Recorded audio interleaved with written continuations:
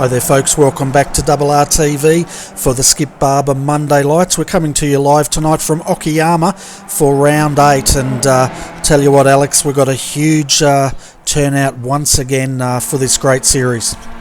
Yeah, absolutely Bernie. We're at free track this week, Okayama, very well populated, fantastic field tonight. We've got a strength of field around 3,200 or just over, I beg your pardon, 3,350 almost for the top split tonight. I think we cracked 5 splits, so once again showing that the series itself is popular, but also the free track brings them out of the woodwork, Bernie. Yeah, it certainly does, and we had 5 splits tonight, folks, 17 in each split. Of course, we're covering the top split here. We've got Miko Nasi out there at the moment, Alex, as well as a few other big names. Gustavo Condi is also out there at the moment. Yeah, that's right. Great to see Matthew Thomas. You may remember Matthew from seasons gone by, or most notably season last and the one before that, where he was really giving the likes of Enzo Cantor a great run for his money in the early season standings. So hoping to see good things from him. Also notably out there is Benjamin Soko. We haven't seen him in the series for a while. He's been off racing other categories, I suspect, but I noticed also a big jump in his iRating, so I'd suggest he's been doing pretty well in those categories, and had the pleasure of racing with him earlier today, and it was a great contest, one that I certainly enjoyed. But in amongst all those, we've got our regular folk who turn up week in, week out, the likes of Russell Clark, Kevin Henderson, Sam Katakazenos making a welcome return to the series this season, becoming again a regular for Monday Night Lights, Bernie. So along with Mick Gray, we've got a great mix of regulars, internationals, and the guys returning to the series, Bernie. Yeah, and another regular out there is Carlos Sorrentes, and he's out there in that beautifully prepared Skip Barber that we've got quite used to seeing out there on track, and he's sitting 14th at the moment, but they're still on their first flying lap, so we'll see where they end up. But the lap times are starting to come in now, and it looks like Matthew Thomas has jumped to the top. On provisional pole, he set a 1:43.450. Mick Gray second at the moment, Alex. Yeah, absolutely. Track temps, as I said, it's about 35 degrees. You'd expect the mid to low 43s. If Miko Nasty's on his money, he might even duck into the 42s. He's to let the track rubber up a bit with the other competitors, and then come out for a late dash at the cash, so to speak. But plenty of good times starting to come through now, with Matthew Thomas, as you say, sitting provisionally on pole. Sergio HL, not sure what his surname is, but he's a regular and a very quick skippy driver, sitting in second with Gustavo Conde. Looked like he's sat in third at the moment, Bernie. Yeah, Gustavo got 2 wheels off on the exit of turn 1 there, and he's bailed out straight away, and you can see Skip Barber there sitting in pit lane. Miko Nasi, a 1:43.067, so he's jumped straight to the top. Yeah, you'd expect that from the likes of Miko. iRating above 6,000, well known to the Skippy fraternity from seasons gone by. He's a previous season, official season champion overall, as well as, if not taking it out, certainly very high up in the standings of the 2K Cup as well, Bernie. So great to have him back here. He's not a regular participant here, but he will show up for a race every now and then. It's great to have him back. Yeah, it certainly is, and we watched him in the last race, and he won that quite convincingly. So the guys are going to have to be on the top of their game tonight if they hope to hang on to the back of Miko tonight. Yeah, absolutely. He's my pick to take it out, providing he gets a clean run. I had the pleasure of doing a race with him this afternoon, and whilst I qualified 4th in what was a mixed field, as you get during the middle of the day at the moment, for me it was a game of how long can I hang on to Miko, and myself and the other 3 guys hung on to him for a few laps, but then he was sailing off into the distance. Certainly a quick driver, and like I said, my money's on him to take it out tonight. Yeah, definitely. If he gets a clean start, it's going to be hard to beat him, that's for sure. So let's have a look at our weather at the moment. Tonight. Total turns here at Okayama, 11. Length, 4 kilometres. And it's partly cloudy out there tonight, folks. Track temp a scorching 43 degrees Celsius, so it's a hot one. But, the tyres on these skippies are so darn tough that it's not even going to bother these guys. No, that's right. We've just seen Miko Nasi set that sub 43 that we were potentially expecting. The only guy to duck into the 1 minute 42. So, yeah, as you say, the tyres here not particularly a factor like they were at Oran Park, and they make them tough as nails as well. So, looking forward to the great on-track action tonight, Bernie, with the Skip Barbers putting us on a great show. Oh, definitely. And looking at our point score, there was a bit of a swap in positions last week. Luke Whitten jumped up into number 1 place on 171 points, with Russell Clark dropping into second on 169 points. Brian Inglis, well, he remained in third on 118 points, and so did Ken Hyams on 100 points. But rounding out your top 5, Kevin Henderson, he jumped 2 positions to get him into fifth on 96. But there's a few movers and shakers in there. Mick Gray jumped 7. Carlos Sorrentes, he jumped 10 positions. So did Bob Batala, 11 positions up to 14th. Sam Katakazinos, he jumped 14 positions to move him up to 15th. And Joshua Anderson, he jumped 16 positions to bring him into the top 20. Yeah, absolutely, Bernie. Still sort of racking up their 8th week this week, of course, so still be a bit of movement around, particularly the guys who do well and finish up in the higher orders. Fantastic to see Brian Inglis and Ken Hyams nested in there in the top 5, Bernie. Regular second split runners, so just goes to show once again that if you turn up, get some good results, doesn't really matter what split you're in, you're still in with a shot. Yeah, you certainly are, and we can see the guys now gridding up for the race. So let's have a look at our grid. So Miko Nasi with a 142.888 takes pole tonight, the only person in the 142s, so it's looking a bit daunting there. Matthew Thomas, he sits in second. Sergio HL is starting from third tonight. Russell Clark qualified great. He will start out of fourth. Ilu Castells 2. He will start out of 5th tonight. In 6th, we've got Gustavo Condi, followed by Kevin Henderson. David McDonald will start out of 8th, followed by Mick Gray in 9th.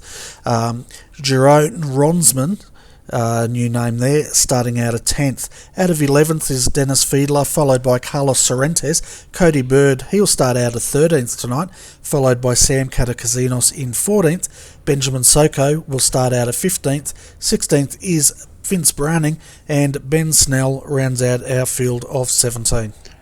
Yeah, great qualification there from Dennis Fiedler. He's just snuck into the top split, but still managed to nestle himself just outside the top 10. He'll be looking for a good result tonight after perhaps getting a bit of surprise finding himself in the top split, Bernie. Yeah, it's going to be an interesting race, that's for sure, but it's great to see Dennis out there, as well as a lot of the other locals. We're just waiting for the final grid.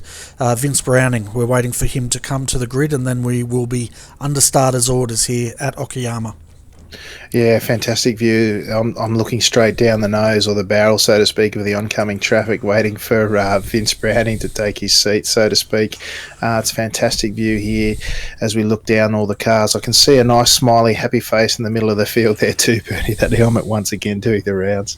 Yeah, it's a very popular, but the starter is getting ready to start. We're under starters orders here, folks. Revs will be rising, waiting for the green flag. We have it, and we're away. Round 8, Okayama, Monday night lights. A nice clean start, but hold your breath as they come into turn 1. Miko Nasi on the outside, and look at the number 2. Who's that? That's Matthew Thomas having a go. Absolutely. We've seen in previous seasons Matthew's world-class credentials, racing with the likes of Enzo Cantor and giving as good as he gets tonight. He'll be wanting to measure himself against the great Miko Nasi, and so far showing his chops. He's not afraid to run side by side early on. He gets a nudge from behind from Sergio HL, who himself has spun out. Big incident there into turn 4, Bernie. Yeah, I saw that. We'll jump back to that very shortly. That was Matthew Thomas there rolling, I think, so very unfortunate. I wonder if he's had some suspension damage. But as they come up the back straight into hairpin corner for the first time, we have Miko Nasi leading. Yeah, Miko Nasi, I'm just sort of trying to catch that incident again, Bernie, but as you say, Miko Nasi now starting to stretch his legs, I would suggest, and No, Matthew Thomas is in the pits, as you say, so I'm just struggling to find my feet. Still Sergio now in second place, just half a second behind Miko. Russell Clark nestling into third. Bernie, that's a great start for Russell, managing to avoid all that chaos in the opening lap, Bernie.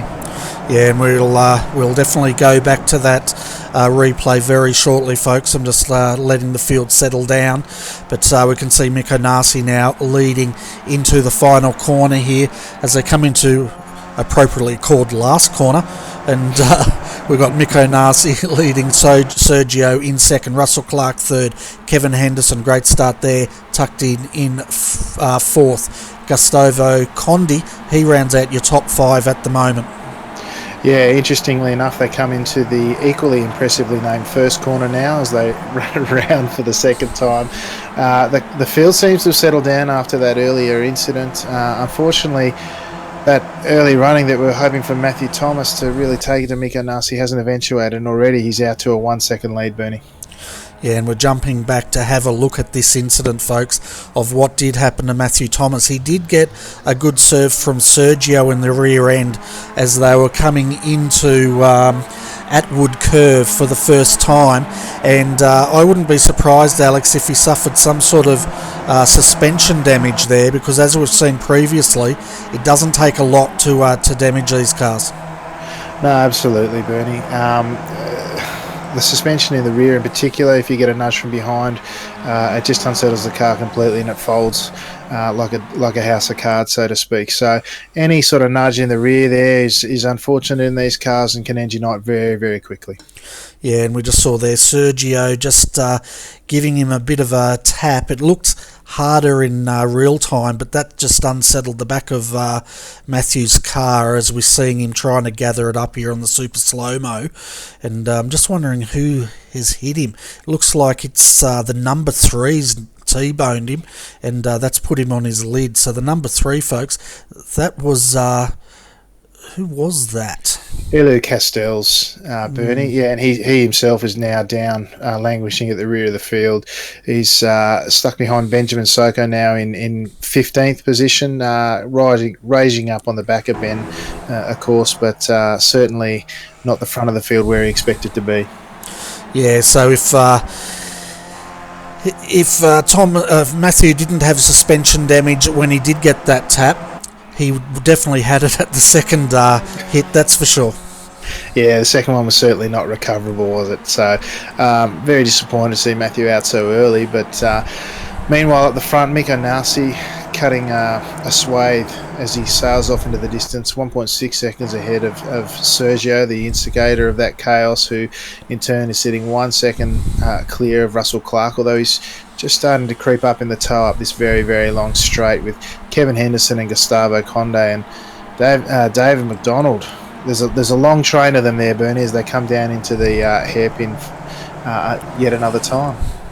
Yeah, 12 laps remaining here at Okayama, folks, so it's starting to string out a bit up the back here. We can see Vince Browning here with Benjamin Soko, Elu Castells. Looks like we've also had a retirement as the number 16 comes back on. That's Jerome. Who was that person? That was Cody Bird re-entering the circuit. And Carlos Sorrentes up the back. Huge amount of damage here. Yeah, just checking out Carlos now, just trying to find a replay to see what... Oh, there was massive through turns 6 and 7 there. He's had it coming together. Just going to try and see who it is. It wasn't a pretty one, I can tell you that. And then he's just gone all sorts of sideways and they've come back together by the looks, Bernie. He's had a major incident there with Cody Bird, as you say.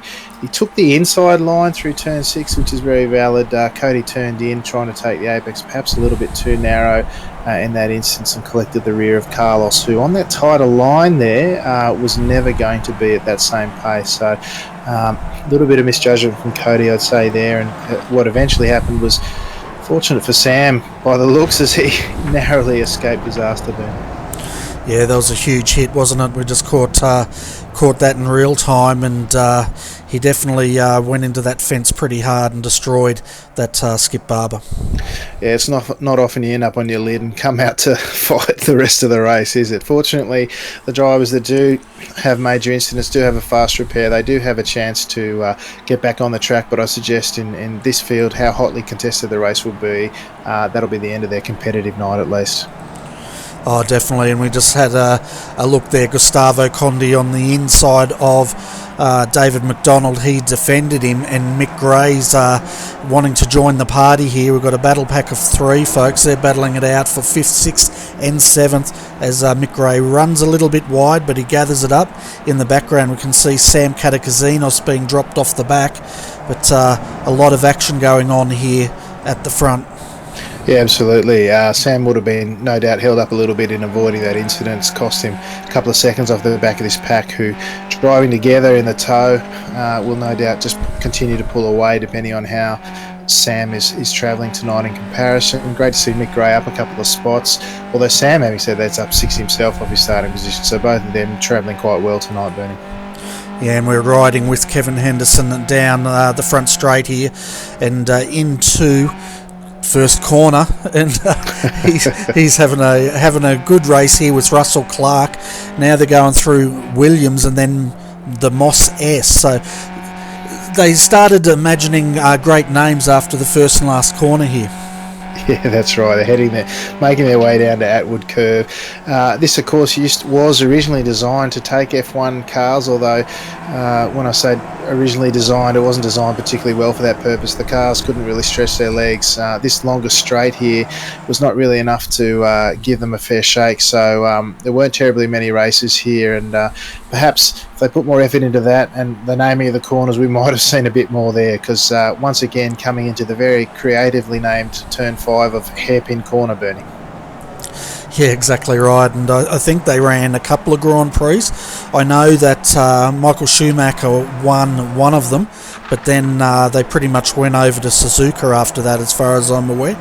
Yeah, much better circuit out at Suzuka, much better flow to it than this for F1s at least, but certainly for the skippies here. This tight infield section, very challenging. It's almost like the track was made for these cars rather than the F1, Bernie. Yeah, and another big accident at the tail of the field here, folks. We just saw Luke Castells into the wall heavily, and that's going to end his race with... well, he'll come back out, but yeah. Yeah, look, he just got loose coming out of turn 7 there. Cody Bird did very well to avoid him through there. The rear end of the car came wide, and then unfortunately Vince Browning was just unable to avoid Eliu and got caught up in his incident, not of his own making, just travelling around there, minding his own business. He's got a car sitting on top of him, Bernie. Bad luck for Vince. Yes, definitely is, and we're just having a look at that replay. He definitely got a good look at the Skippy's tread pattern there. Yeah, absolutely. He could check his oil while he was there. Vince now pulling into the pits, taking that fast repair, but certainly out of contention for tonight, Bernie.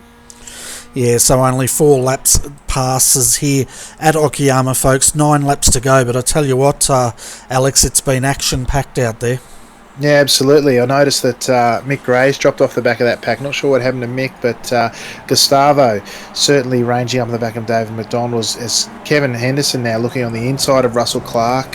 David McDonald looking to make Russell a double loser there out in the corner, but Russell holding the title line, runs wide out of turn 6, manages to gather it up again for turn 7, not looking to lose too much time there to Kevin, still in the draft, but quite a series of corners there, Bernie. Yeah, well, turn 6 into turn 7 there must be one of the toughest parts of this circuit, I think. The other one is Williams. That's deceptively difficult to get right, because the car just feels like it wants to push into the outfield there. Yeah, absolutely. The infield section here through turn 6 and 7, you've got the combination of the change in altitude, so to speak, the cars coming down the hill, the nature of the camber and the gearing that you have to take. It makes it extremely challenging in these cars, and you see many, not only in this category but many others, come a cropper through that section of the track, Bernie. It's fun to get right, but can certainly mess up very quickly. Yeah, it definitely can, and this track can definitely bite, that's for sure, as we're riding with David McDonald through Williams. He does that beautifully. And a new fastest lap was just set. Mick Onasi, a 1:42.809 is the only car in the 142s. Sergio in second did a 1:43.308. So, and then Kevin Henderson on fire there with a 1:43.347. Yeah, doing particularly well. Russell, as we saw, left to hang out to dry there. He got stuck in the 44. So certainly you pay the price in those overtaking manoeuvres, but I suggest that these guys probably just battling. Oh, Gustavo diving deep underneath David McDonald there. Tries to leave him out to dry. David runs wide, loses the back end of the car, gathers it back up there. Sensational car control there from David as he gathers it up for that tricky turn 6 and 7 complex that we were just talking about before, Bernie. Great driving from David there. Oh, definitely fantastic driving there. And yeah, I've got some news here from our viewers out there on the chat channel. And one of the viewers said Schumacher won 94 and 95, they think, here. And it might have got the title in the 95 IRC. And they're saying it was called T1 Circuit Ada and hosted the Pacific Grand Prix. Yeah, nice. So a good bit of history there for the viewers. Thank you for our participants there joining in and adding a bit to the flavour of the commentary tonight. Although I noticed one of them, Simon Chambers. Simon, what are you not doing out on track, mate? You had a good performance last night. I'd be expecting you to back up tonight. So great to see you and Les in the chat along with Loudest Howard by the looks. Great to see the guys participating in the broadcast, Benny. Man, you've got your angry pants on tonight, Alex. Starting to call out the viewers here, challenging them. It's almost like the Alex Throwdown. Yeah, well, you know, Simon does such a fantastic job with the Australasian Super Skips that I can't imagine he'd enjoy the racing as much as a night like tonight where he can just relax and drive the car. So I meant that all in looking out for him, mate. So hopefully next week we'll see him back bigger and better. Yeah, you can climb up from behind that desk now, Simon. You're safe, mate.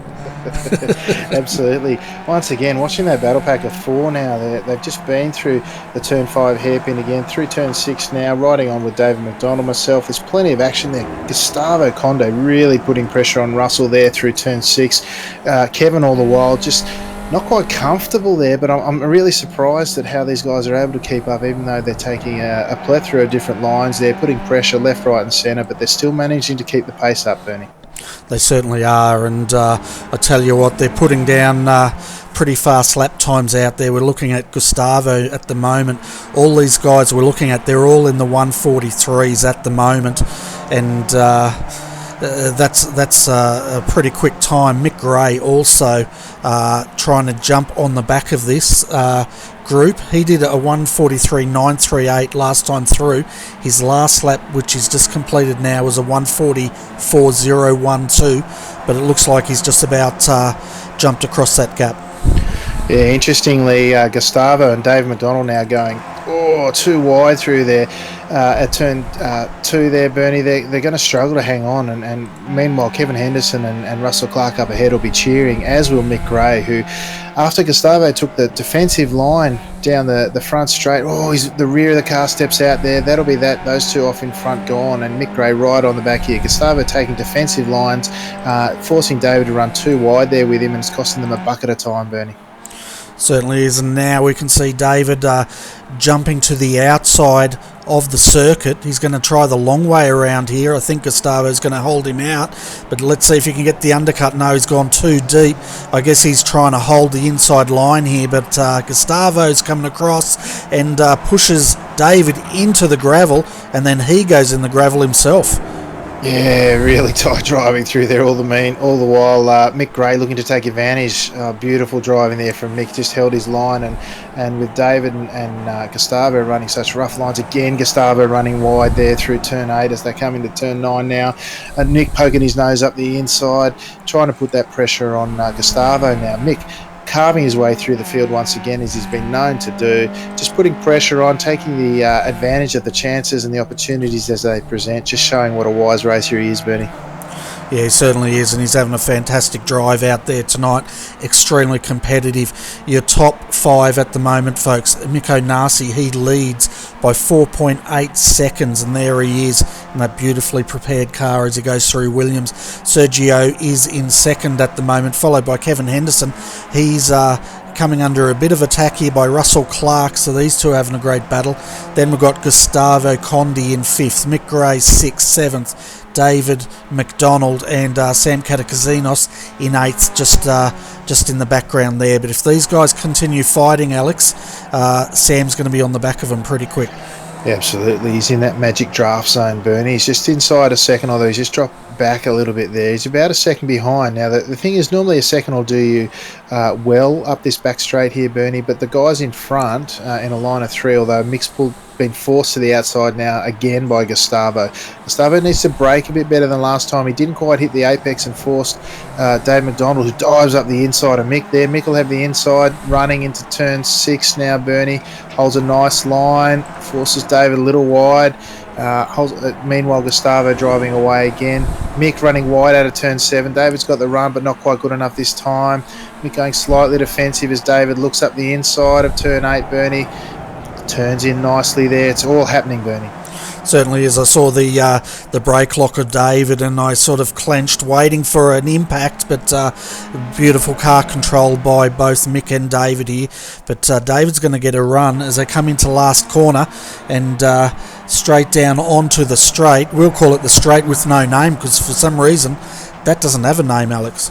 Absolutely, and all the while that's been going on. Sam Katagazinos ranging up in 8th place. He's now but half a second and under now behind those two, as all that battling has allowed him once again to range up behind, and Gustavo Condi to make half a break now as he's 8/10 ahead of Mick. If Mick and David have got their thinking caps on, they'll probably go a bit line of stern here, although David putting extreme pressure once again onto Mick, who's using every part of the circuit. If they've got their thinking caps on, they'll be trying not to let Gustavo run away with it, Bernie. Yeah, well, looking at Gustavo's car, it appears to me that it's extremely loose, and I don't think that's going to allow him to get away from these 3. No, he's certainly braking very deeply into these corners, and I'm just trying to look. His front wing's a little bit bent. Car seems to be tracking relatively true. I don't know. I can't recall any particular contact moments as they come down into the hairpin again. Closes right up there, doesn't it? Really, Constantina's up there. Great to see Sam back on the back of this battle pack, though, Bernie. Yeah, definitely. He's just caught up to them now, so he's joining the party. Further up, we saw Russell Clark having a look on Kevin Henderson into hairpin corner, but he didn't manage to make that pass. So it's going to be interesting if the... Oh, sorry. I thought there was going to be contact between David and Mick there. Came very close, but as always, they continue on.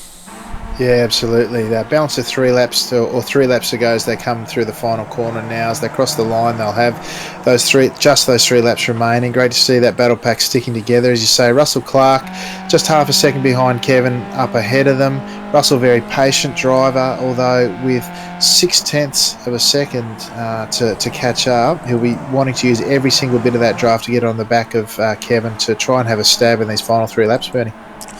Yeah, definitely, and they're fighting it out for the final step of the podium here tonight, folks. It looks like, someone's just blowing a motor there. Was that Sam? No, just in front of him, David McDonald. Look, I'm surprised it hasn't happened before, Bernie. This track notorious for blowing engines. You sit so close in the draft as we've seen all night, and there's certain key points on the track where you've got to grab the taller gear if you're sitting in behind someone. There's a magic number. It's around 142 degrees. Once you climb past that, as Mick now on the outside of Gustavo coming into the hairpin now. Gustavo once again taking a defensive line, forcing Mick wide. Mick looking to go over and under, perhaps get the outdrive out of that corner, Bernie, but not to be the case at this stage. The magic number is 142. If you've got your eye on your dial at that point, you need to be starting to do something differently, because unfortunately, as was the case there with David McDonald, the engine will go. And like I said, I'm surprised I haven't seen more of it tonight, Bernie. Yeah, well, I remember earlier in the week you were talking about how much this track loves its engines. Well, for dinner anyway. And it's definitely proved true tonight at the moment. But I tell you what, Gustavo, he's come under a lot of pressure tonight, and to his credit, he's managing to defend that position quite well. It's going to be interesting because we can see a lot of the guys using the draft up that back straight into hairpin corner, but Gustavo always parks it on the inside, and I don't know if the guys behind him are going to have an answer for that. What can they do apart from the over and under to get past him?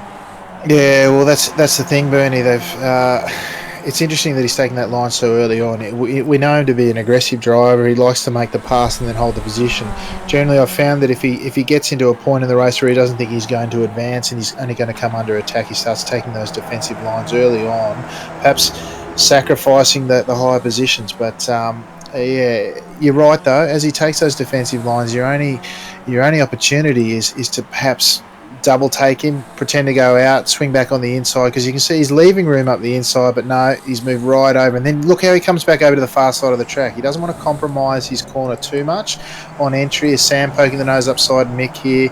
But again, Mick holding that outside line around turn 5 into turn 6 now, not compromising too much. The rear of Gustavo's car really stepping out there as I head through turn 7 now. Again, he steps out, straightens it back up. That really should give Mick the run, but he's caught in between a rock and a hard place there. He wants to go up the inside, but he's got to defend Sam at the same time. All the while, it looks like Russell Clark has managed to get past Kevin Henderson, who's now sitting in 3rd position, Bernie.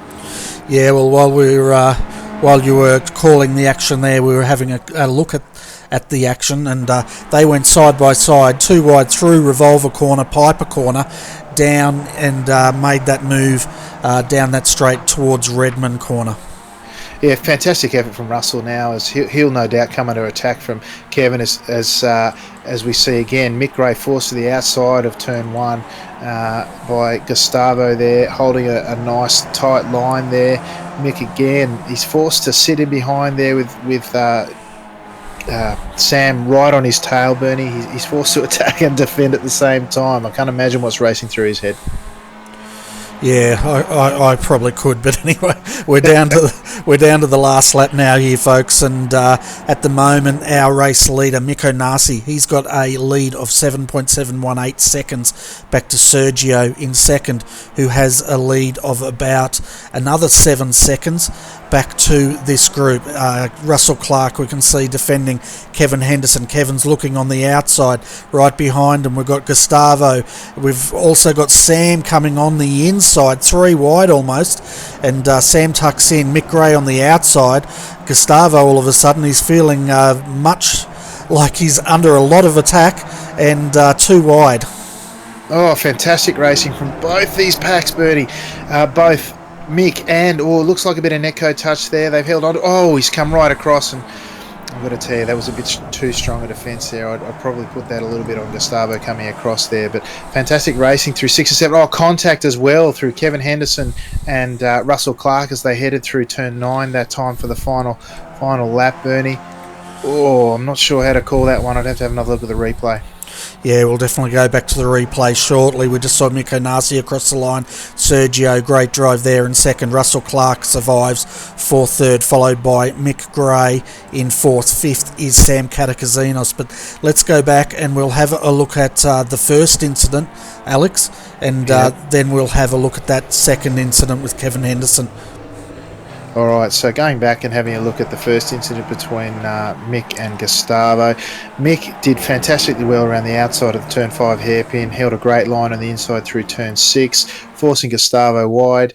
They then went through turn 7, side by side, still burning. Mick holding a really tight line, and then looks like he probably tracked out a little bit far, carrying perhaps a little bit too much speed. He might have made it all but for the netcode monster, Bernie, and just side by side wheel-to-wheel contact with Gustavo that then led Gustavo to be quite loose. And then Gustavo, to be honest, he came across and tried to shut the door very late on Sam, and that's caused front-to-wheel to rear-wheel contact. And as we know, the guy who hits on the front tyre tends to come out better there, Bernie.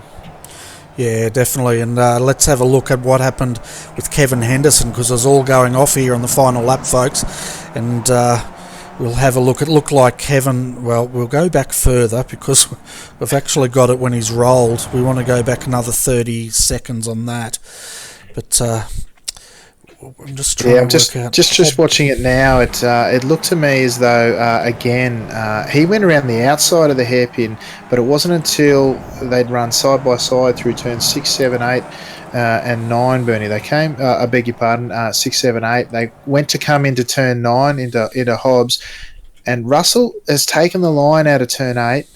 He's held a nice tight line, and then Kevin looks to have, I don't know if he thought he was clear or not, but he looked to swing out and take a better line through the third to last corner at turn 9, and he's just driven over the top of Russell by the look there, Bernie. Yeah, he's driven across the nose, hasn't he? And then he's got a bit of airborne. And once as we know, once these skippies get a little bit of air, they tend to roll. But he proved me wrong. He just bunny hopped it off to the side of the track and nudged the wall. Yeah, that's right. It looks as though he's been he's been able to gather it up and come home in about 10th position by the looks, Bernie. But certainly quite an exciting close to the race, Bernie. Yeah, well, it was a pretty exciting race all up, wasn't it? There was a lot of action earlier on, and then poor Kevin got spun again. I'm just looking at that, Bernie. I'm thinking I'll watch him to the end of the track, and then Ben Snell, by the looks, just turned him into the second to last corner, the poor bugger. Yeah, so it's definitely going off there, and poor Kevin, he was having a great race, wasn't he? But it all come to nothing at the end. But let's have a look at how the final positions here finished tonight, folks.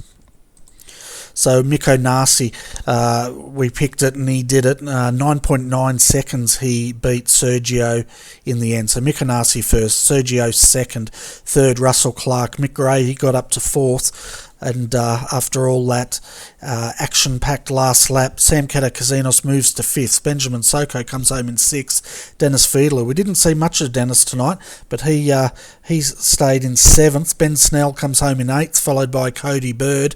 And then poor Kevin Henderson, he comes home in 10th position.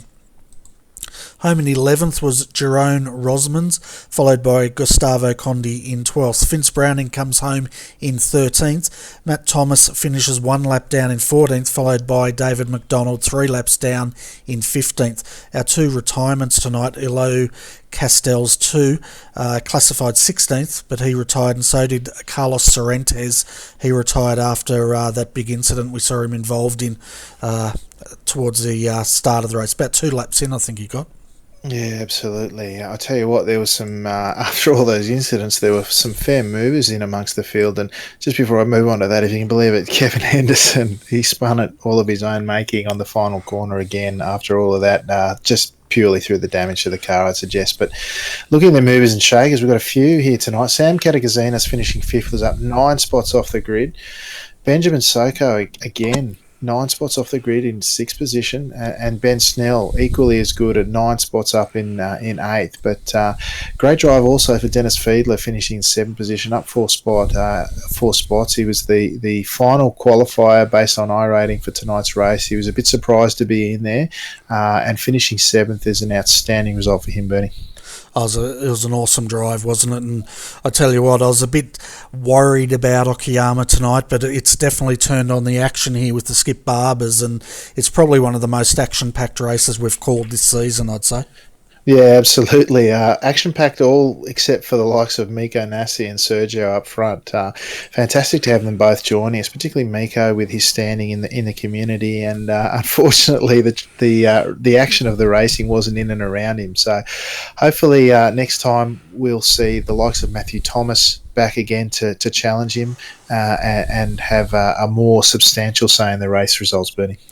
Yeah, it was a real shame that Matthew turned the car over in the first lap, I think it was, maybe the second, but I would have been really keen to see if he could have taken it to Mikko. He definitely looked like he was able to hold on earlier on, but it would have been good to see how that would have shaped up if Matt hadn't have been involved in that incident.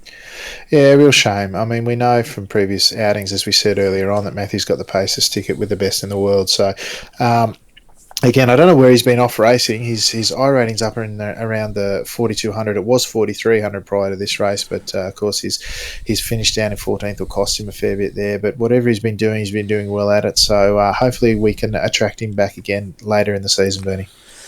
Yeah, I think he's been racing that tractor that's coming to iRacing shortly. I know he's been on the beta testing team, so maybe that's where he's been. Well, surely we need another Porsche. That's the one, wasn't it? Or was it a Ferrari? I can't remember what it was. I don't know what it was, but I was definitely so disappointed when I saw that was a joke. I already put my money aside for it and everything. Yeah, well, considering they just released Dirt, it would have been a fitting car to go with it, you would have thought, wouldn't you? Definitely. It's getting our eyes back on this track and the race. Mikko Nasi set the fastest time tonight, folks, 1:42.551. So he was consistently in the 1:42s tonight, Alex. Yeah, look, when you think about the guy in clear air out in front, setting the fastest lap without the benefit of draft, which, whilst you've only got one super long straight where you can really stretch your legs in the draft, it is worth, a good half a second on the balance around the track. You can stick with a guy who's half a second quicker so long as you're in the draft around here, and it can give you that much of an advantage. But once again, thinking of a guy running on his own the whole race, the level of concentration required, let alone the fact that you don't have that draft, to set down the fastest lap by a good margin is pretty impressive, Bernie. Yeah, definitely, and maybe we should have given him the tractor to even out the field a little bit. Yeah, I think that'd be about the only thing that'd draw the rest into contention. I mean, he was the better part of 10 seconds out in front, Bernie, so fantastic effort again. Yeah, definitely. And folks, looking at our week coming up on RRTV, if you like your V8 supercar action, join us Friday night, and Bailey and myself will be calling all the action for the Spa 650. So 650 kilometres around Spa in a V8 supercar on a Friday night. Well, how much more fun can that get? And then, of course, I'll be back, I think, with Desmond on Sunday night to call all the action for the Australian Super Skips. Yeah, there might be Sunday week, but because it's every other week there. But Desmond, of course, had his first crack in the commentary booth with yours truly last night. Pale comparison to yourself, Bernie. He and I were, but we had a crack at it. But certainly, I've set him up a bit for you to give him the real mentoring, or let that really start when he joins you next time, Benny. Yeah, so that's in 2 weeks' time, folks. I'll still call the action by myself. I just won't telecast it. So really, we've only got Friday night for RRTV's broadcast. But if you want to check out how Alex and Desmond went last night, I guess they go over to the Top Split. Yeah, mate, I've got the Top Split YouTube channel. I'll make sure I put it up on the topsplit.com as well. It was, like I said, a pale shade of grey compared to the RRTV coverage, but it was a bit of fun doing it. I got a glimpse of what it must be like for you to drive the cameras around and try and call at the same time, Bernie. I'm sure you must have 8 arms over there. Yeah, I think so. I used my big toe, I was going to say, but yeah, and if you want to see what I was up to yesterday, folks, you can always go to RRTV Live, check out the replay. I was basically over in Spa again, calling all the action for the Selby.com.au Sports Car Championship, and it was a 10-hour race at Spa, and quite an interesting race. It was, that's for sure. Yeah, I can imagine so, mate. Spa is a fantastic track in any car, and certainly in those V8s coming up on Friday, as you were saying. I haven't driven one around there, but I imagine they'd really stretch their legs. But then some of those really fast, like the En Rouge through the first part of the track, that'd be really challenging, those cars, I think. Plenty of action. Yeah, definitely when you've got HPDs up against the GT3s and throw in a couple of Porsche 911 Cup cars just for the entertainment, and it all went off pretty well. But yeah, and I guess through the week, Alex, the viewers can all come over to Twitch. I'm sure you'll be streaming again, and Sam may be streaming, but I know you and Dennis normally jump in together and have a play, and of course I'll be on Twitch on RRTV Live as well. Yeah, awesome. It was great to see you having a crack at the Twitch streaming, mate. It's a good community there that's built around it. We have our own special time zone here where a lot of the bulk of the streamers aren't around, so it's just the local guys streaming a variety of different categories. There's yourself at RRTV Live, myself at Top Split TV. We get in and have a bit of fun. Next week, I'm just trying to think where we're off to next week. Bernie, do you think off the top of your head? Yeah, we're going to a track. Let me just look. We're off to Interlagos, of course, down in Brazil. Fantastic track for the skippies. A bit more room to move side by side there. Of course, it's a full F1 circuit these days, and a lot of fun in a skippy as well. Yeah, definitely. And I noticed Simon Chambers in the chat channel said he will be at Interlagos next week, so it'll be great to see him back on the track. Glad to see him out on the track, Bernie. Fantastic. Well, folks, it's at the end of our night. We appreciate everyone that tuned in tonight. I hope you've enjoyed our coverage of the Monday Night Lights, Round 8 here at Okayama. Miko Nasi was your winner. But until Friday night, folks, we hope you have a fantastic weekend. Join us all over at Twitch, and you can laugh at Alex as I wave as he crashes and all the rest of it. But until then, folks, on behalf of Alex McCullough, I'm Bernie Weemers, and we hope you have a great week, and we'll catch up with you next time. Good night.